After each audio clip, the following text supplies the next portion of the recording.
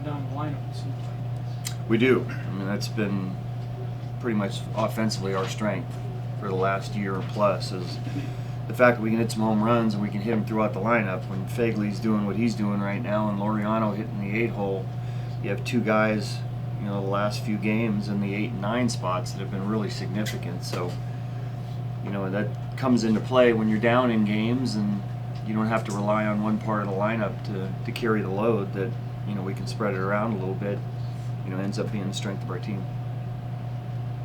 Would you see different last night with Piscotty? Better at bats or better? You know, I don't know. His BP was better.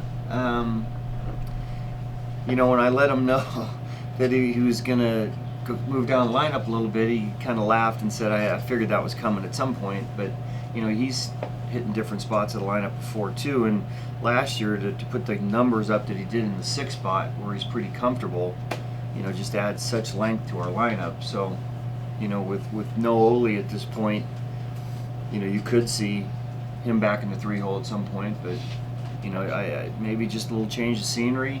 I know he did some work yesterday with Darren Bush in the cage and felt good about it, had a good BP and carried it into the game.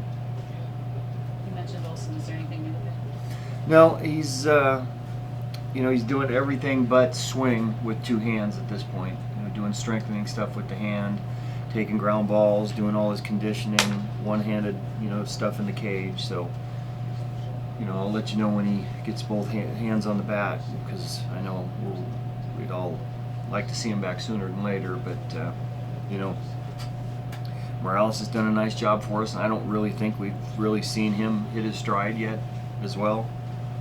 He hit a home run, had a couple hits last time out, which was a good day for him. So, you know, just give somebody else a different opportunity. But Matt Olson's a huge part of our team. Laureano said he started to choke up a little bit on the bat. Have you seen a difference with him just being able to do that? Yeah, he's just trying to control the bat a little bit more, and he still has the type of power where if he chokes up and he still squares one up, it's not going to matter. But I think, you know, just kind of takes a little bit of the length out of your swing sometimes, and you know, you just a little bit closer to the barrel to manage it. So, you know, just a smart adjustment by him. Bob, on Petit got off to maybe a little bit of a slow start, and then yesterday gives you a pretty big inning there to keep the deficit. It just seems like he's a little bit more comfortable now.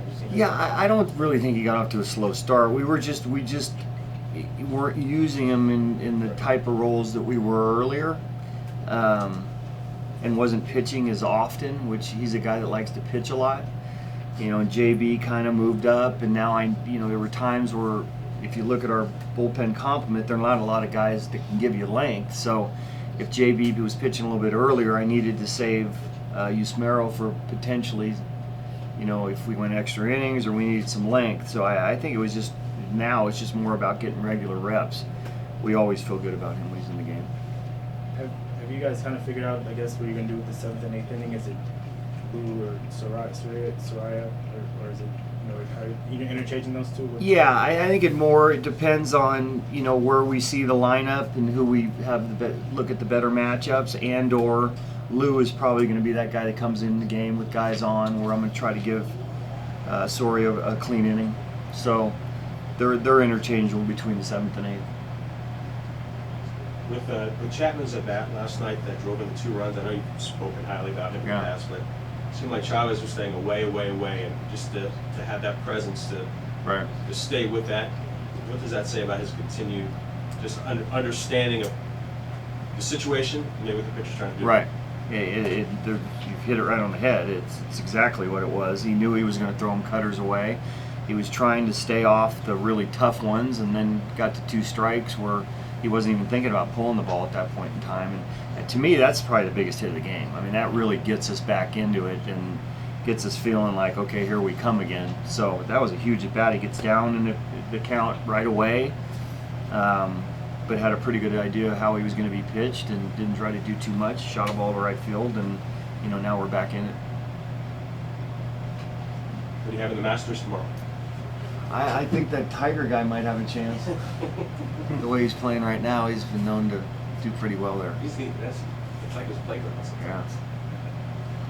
As one of the most respected managers in the game today, how do you feel about how just the game of baseball is being marketed right now? I feel like you guys have one of the most underrated players in Khris Davis. I think we have a lot of marketable guys, but I would say you're right as far as the Khris Davis situation. I don't know that he looks for the spotlight. I don't know that he goes out and looks for endorsements or to be marketed.